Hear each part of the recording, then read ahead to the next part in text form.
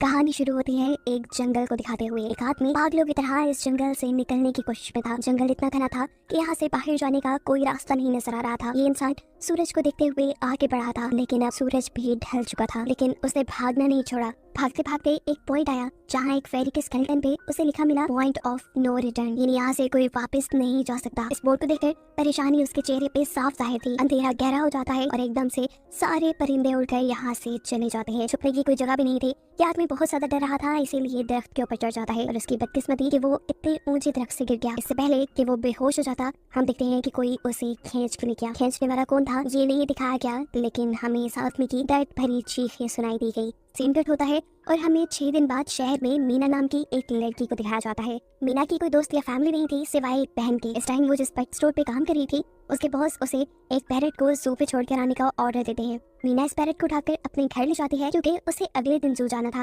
रात उसने इस पैरेट के साथ गुजारी और फिर सुबह होने पर वो इस पैरेट को लेकर जू के लिए निकल गई। लंबी सड़क पर चलते चलते एकदम से शायद उसने गलत टर्न ले लिया और वो पहुंच गई जंगल के बीचों बीच। ये वही जंगल था जहां हम पहले एक आदमी को गायब होता देख चुके हैं। पहले तो वो अपनी गाड़ी के जरिए ही इस जंगल के अंदर जाती रही, लेकिन जब उसे यहाँ से बाहर निकलने का रास्ता समझ नहीं आया तो उसे इस गाड़ी से उतरना पड़ा। उसे लगा कि शायद यहाँ करीब कोई होगा जिससे वो मदद मांग ले। वो अपने पैरेट को लेकर आगे बढ़ने लग जाती है। अंधेरा भी गहरा होता जा रहा था। एकदम से पहले की तरह ही सभी परिंदे इन दरख्तों से उड़ जाते हैं। मीना को अब डर लगने लगा था क्योंकि जमीन भी जोर जोर से हिल रही थी। उसे अपने करीब किसी के होने का भी एहसास होता है। दूर एक बुढ़ी औरत भाग रही थी। मीना भागते हुए उसका पीछा करती है। वो उसे मदद मांग रही थी, लेकिन वो औरत रुकती नहीं, भागती रहती है। मीना जब उसका पीछा करते करते थक गई तो वो वहाँ रुक गई। उसके रुकने पर बुढ़ी औरत ने उसे आवाज देकर कहा, अगर जिंदा रहना चाहती हो तो तेजी से भागकर हमारी तरफ आओ। ये सुनते ही मीना दोबारा उस बुढ़ी औरत की तरफ भागी और वो बुढ़ी औरत उसका हाथ पकड़कर उसे एक घर में ले आई। घर आते ही उसने इस घर को लॉक कर लिया। ये कोई घर नहीं था बल्कि एक काफी अजीब कमरा था जिसपे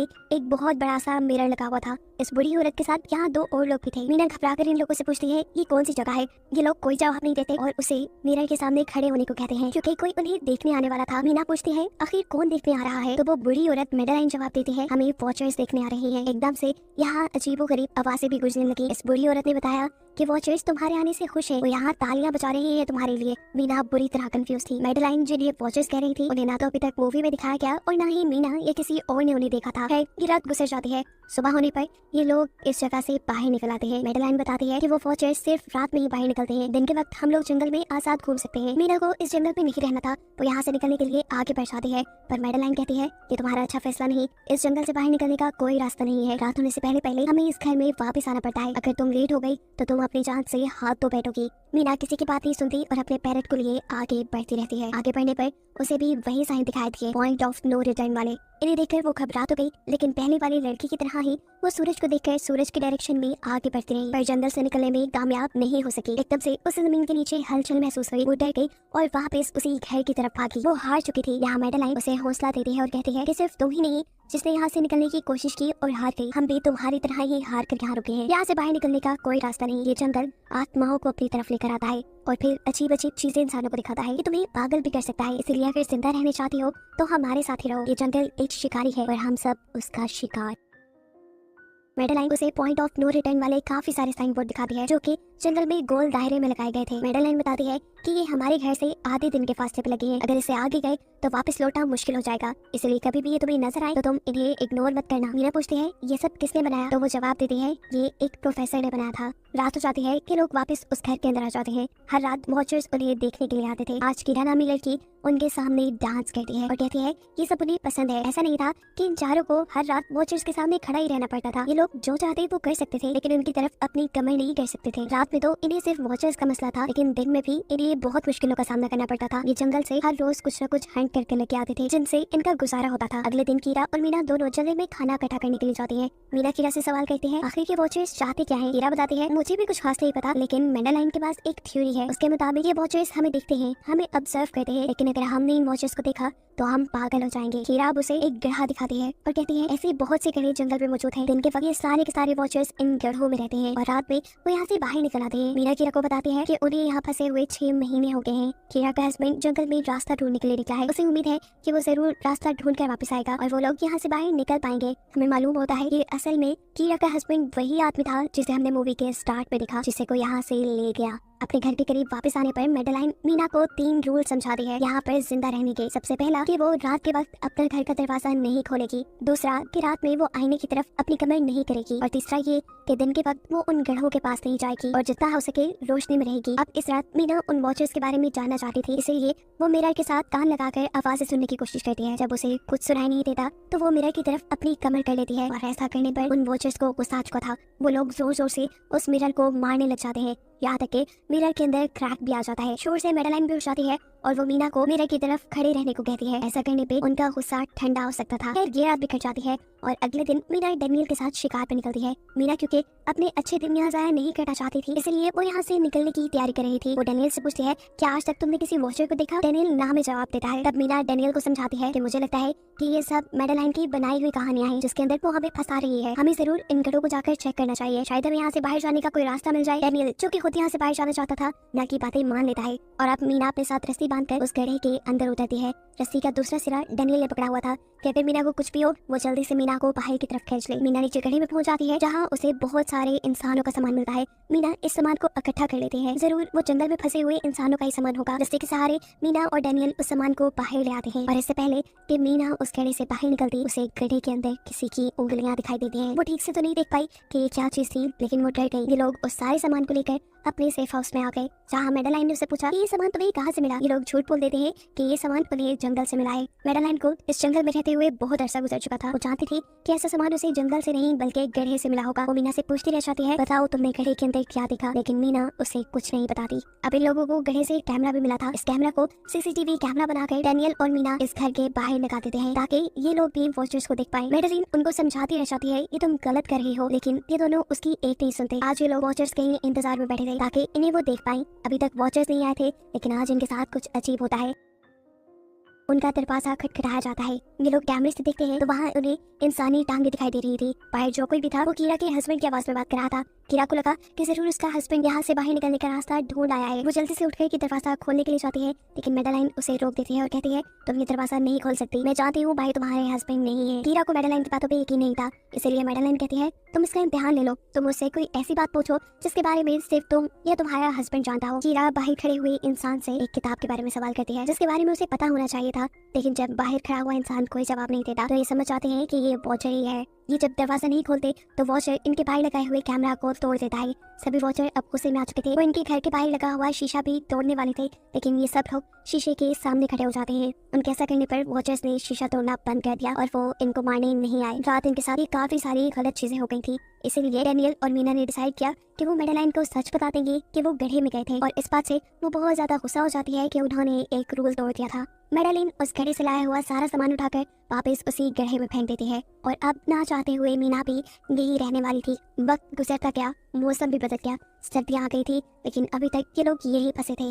मीना हर रोज यहाँ से बाहर निकलने वाले रास्ते की तलाश में जाती थी, लेकिन उसे कोई रास्ता नहीं मिलता था। उसने एक नक्शा भी बनाया था, उसे यकीन था कि कभी तो वो ये नक्शा पूरा कर ही लेगी। सर्दियों की वजह से इन्हें खाना भी ठीक से नहीं मिल रहा था और खाना ना मिलने की वजह से इनकी दिमागी हालत खराब होती जा रही थी। और इसी सब में मैडेलिन और डैनियल का झगड़ा हो जाता है। उसे में वो मैडेलिन के साथ साथ मीना को भी बाहर ही छोड़ के कीरा को सेफ हाउस में ले जाकर लॉक कर देता है। अंधेरा भी होने वाला था। मैडेलिन और मीना बहुत दरवाजा खटखटाती है, डैनियल की मिन्नतें करती है कि प्लीज ये दरवाजा खोल दो, लेकिन वो दरवाजा नहीं खोलता। फिर अंधेरा भी हो गया और मजबूरन इन्हें अपनी जान बचाने के लिए एक घने दरख्त के नीचे खड़ा होना पड़ा। अब तो इन्हें वॉचर्स के आने की आहटें भी सुनाई दे रही थी। इस टाइम मीना और मैडेलिन के साथ हम ऑडियंस को भी इन वॉचर्स की एक झलक दिखाई जाती है। ये लोग लंबे लंबे, पतले और खतरनाक थे। अपने घरों से निकलकर ये सब इंसानों को देखने के लिए इस सेफ रूम तक पहुंचते हैं और जब ये लोग देखते हैं कि मीना और मैडेलिन वहाँ नहीं है तो उनको खाने के लिए ये लोग जंगल में उन्हें ढूंढने लग जाते हैं। और इन क्रिएचर्स के दूर जाते ही मीना और मैडेलिन को मौका मिल जाता है दोबारा अपने सेफ हाउस तक आने का। इस मर्तबा वो जोर जोर से दरवाजा खटखटाते हैं और आखिर डैनियल उनके लिए दरवाजा खोल ही देता है। ये लोग घबराए हुए थे क्योंकि इन लोगों ने अब वो क्रिएचर देख ली थी।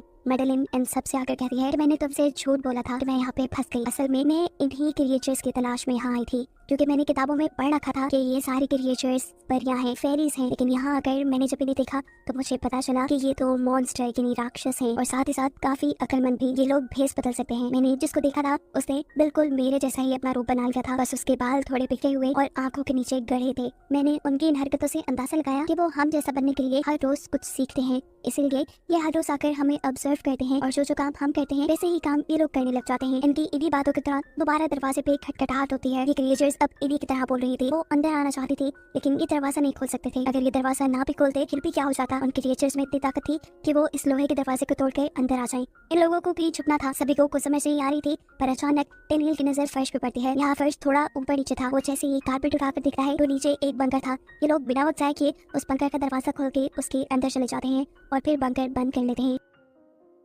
ये लोग इस चीज से हैरान थे कि ये बंकर इतनी वजह से यहाँ था और इन लोगों को पता भी नहीं चला इस बंकर के नीचे बहुत फैसिलिटीज थी। हजारों दिन का खाना, बहुत सारे टीवी, टेक्नोलॉजी और भी बहुत सारा जरूरत का सामान रखा था। मीना जानना चाहती थी कि आखिर ये जगह किसने बनाई, इसीलिए वो इस कंप्यूटर को ऑन कर लेती है। इस कंप्यूटर में इंटरनेट तो नहीं था लेकिन बहुत सारा डाटा सेव था, जिसे खोलने पर इन्हें पता चलता है कि ये सारी जगह डॉक्टर मार्टिन ने बनाई थी। ये असल में प्रोफेसर को इन क्रिएचर्स के बारे में पता था। वो इन क्रिएचर्स पर रिसर्च करना चाहता था, इसलिए उसने ये बंकर बनाया था। वो इस बंकर में रहता था। पैसों का लालच देकर वो दूसरे इंसानों को यहाँ लेकर आता था और रात के वक्त उन्हें ऊपर रूम्स में छोड़कर खुद इस बंकर में आकर छुप जाता था और वो मॉन्स्टर फिर उन इंसानों को खा जाया करते थे। अपनी सारी रिसर्च के दौरान डॉक्टर मार्टिन बताते हैं कि ये क्रिएचर कोई मॉन्स्टर नहीं बल्कि असल में फेरीज थी जो पहले इंसानों के साथ रहती थी, लेकिन फिर इंसानों ने इन्हें धोखा दिया। इन्हें यहाँ जंगलों में फंसाकर वो यहाँ से निकल गए और काफी साल जमीन के नीचे रहने की वजह से इनका जादू और इनके पर चले गए। डॉक्टर मार्टिन बताते हैं कि सारी रिसर्च के दौरान उन्हें एक सबसे अलग फेरी मिली जो रोशनी में भी उन घरों से बाहर आ सकती थी। वो अच्छी थी, उसे डॉक्टर मार्टिन को मारा नहीं। डॉक्टर मार्टिन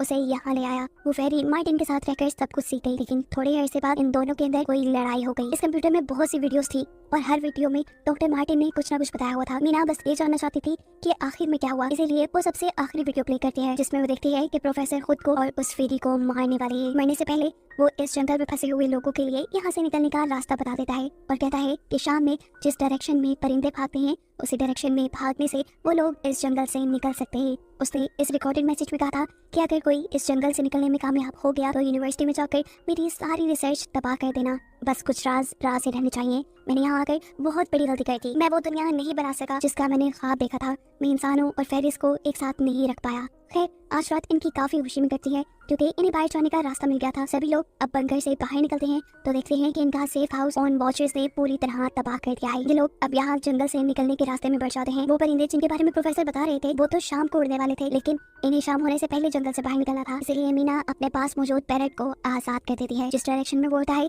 ये लोग उसी डायरेक्शन में चलने लग जाते हैं। चलते हुए रास्ते में इन्हें एक कब्र मिली। मेडेलाइन इस कब्र को देखकर बताती है कि एक वक्त था जब ये लोग इंसानों के साथ रहते थे, लेकिन इंसानों ने इनके साथ बहुत बुरा किया, धोखा किया और इन्हें यहाँ जंगलों में छोड़कर वो चले गए। और क्योंकि इन फेरिस ने अपने पर और अपनी जात को खो दिया, इसलिए अब कभी वो इस जंगल से बाहर भी नहीं जा सकते। चलते हुए ये लोग एक नदी के पास पहुंच गए। फाइनली इस नदी के जरिए ये लोग इस जंगल से निकल सकते थे। शाम भी हो चुकी थी। वो फेरिस, वो वॉचर्स अब जमीन से बाहर निकलने लगे थे। इससे पहले कि ये लोग डॉक्टर मार्टिन की बोट में बैठकर यहाँ से दूर चले जाते, डेनियल को यहाँ अपना साथी जॉन मिल जाता है। वो जख्मी हालत में था। डेनियल उसकी मदद के लिए आगे बढ़ता है। बाकी सब अपनी बोट में बैठ गए थे। इससे पहले कि डेनियल वापस आता ये लोग देखते हैं कि डेनियल जिसकी मदद करने गया वो कोई इंसान नहीं बल्कि रूप बदलने वाली फेरी थी जिसने अब उनकी आंखों के सामने डेनियल का रूप ले लिया था। ये सब लोग डेनियल के लिए कुछ नहीं कर पाते। उस फेरी ने अब डेनियल के माथे पे एक निशान बनाते हुए उसे जान से ही मार डाला था। इन्हें मालूम होता है कि फेरिस ये नदी पार नहीं कर सकती और फाइनली ये लोग खुद इस नदी को पार करके शहर तक पहुंच जाते हैं। सीन कट होकर हमें दिखाया जाता है कि अब मीना डॉक्टर मार्टिन के कहे के मुताबिक उनकी यूनिवर्सिटी में उनका सारा डाटा खत्म करने के लिए आई है और इससे पहले कि वो उनका रिसर्च डाटा डिलीट करती उसे इसके जरिए एक नई बात पता चलती है कि जब हजारों साल पहले इंसान और फेरिस एक साथ रहते थे तो तब इनकी शादी भी हो जाया करती थी। ऐसे इंसानों और फेरिस के बच्चे भी हुए जिन्हें हाइब्रिड्स कहा जाता है। उसे यहाँ पे ये बात भी पता चली कि मेडेलाइन जो उन्हें वहाँ मिली थी वो कोई और नहीं बल्कि प्रोफेसर की वाइफ ही थी। वो कंफ्यूज हो जाती है कि मेडेलाइन ने उसे ये बातें क्यों नहीं बताई। इस सारी कंफ्यूजन को शेयर करने के लिए वो कीरा के पास आती है और उसे बताती है कि जिस मेडेलाइन से हम जंगल में मिले थे वो असल में प्रोफेसर मार्टिन की वाइफ थी, लेकिन उसने हमें ये सच्चाई इसलिए नहीं बताई क्योंकि वो एक इंसान नहीं बल्कि एक भेस बदलने वाली फेरी थी। ये सुनकर कीरा हैरान हो जाती है। असल में काफी सालों पहले प्रोफेसर की वाइफ मेडेलिन लंग्स कैंसर की वजह से मर गई थी। प्रोफेसर उनसे बहुत प्यार करते थे, वो उनके साथ ही रहना चाहते थे और फिर प्रोफेसर को पता चला इन भेस बदलने वाली फेरीज के बारे में। अपनी वाइफ की फोटो दिखाते हुए उसने उस फेरी को मेडेलाइन जैसा बना दिया। अभी ये सारी बातें मीना बता ही रही थी तो एकदम से उसे पता चला कि वो ये सारी बातें कीरा को नहीं बल्कि मेडेलिन को ही बता रही है जिसने इस वक्त कीरा का भेस बदला हुआ था। जैसे ही असली कीरा यहाँ आती है मेडेलिन उसे उसे बेहोश कर देती है, जिसके बाद वो फौरन मीना पे हमला करने के लिए आगे बढ़ती है ताकि उसका राज ही रहे। इससे पहले कि वो मीना को मार देती, वो उसे कहती है, मैं इकलौती थी जो जंगल में सबसे अलग थी, वहाँ सारी फेरिस मेरा मजाक उड़ाती थी, मैं दिन के वक्त भी बाहर निकल सकती थी, इसी गुस्से में उन्होंने मुझे वहाँ से बाहर निकाल दिया। तब मीना उसे कहती है, तुम अलग नहीं थी, तुम बहुत ज्यादा खास थी, असल में तुम हाइब्रिड हो, आधी इंसान और आधी फेरी हो, इसी वजह से तुम फेरिस के साथ भी रह सकती हो और इंसानों के साथ भी, और यही वजह है कि तुम उस जंगल से बाहर निकल आई। मीना के सारा सच बताते ही एकदम से मैडेलिन के पास उसके पर और उसके जादू वापिस आ जाता है, जिसके बाद वो मीना को यही छोड़कर यहाँ से उड़ जाती है। अब कहानी कुछ हफ्तों बाद की दिखाई जाती है, जहाँ मीना अब अपनी बहन के पास गई है। जंगल और फेरी वाले सारे वाक्य के बाद वो काफी डर गई थी और अब वो अपनी बहन के साथ ही रहना चाहती थी। उसने अपनी बहन को बताया कि मुझे लगता है कि वो फेरी अभी भी मेरा पीछा करती है। तब मीना की बहन उसे कहती है, तुम डरो नहीं, कुछ नहीं होगा। और कहानी के आखिरी सीन में हमें एक बच्ची को दिखाया जाता है जो कि इस वक्त भी मीना के घर के नीचे ही थी। ये कोई और नहीं बल्कि वो फेरी मैडेलाइन ही है जो इनकी दुनिया में इस बच्ची के रूप में रह रही है। और इसी को दिखाते हुए ये कहानी यहाँ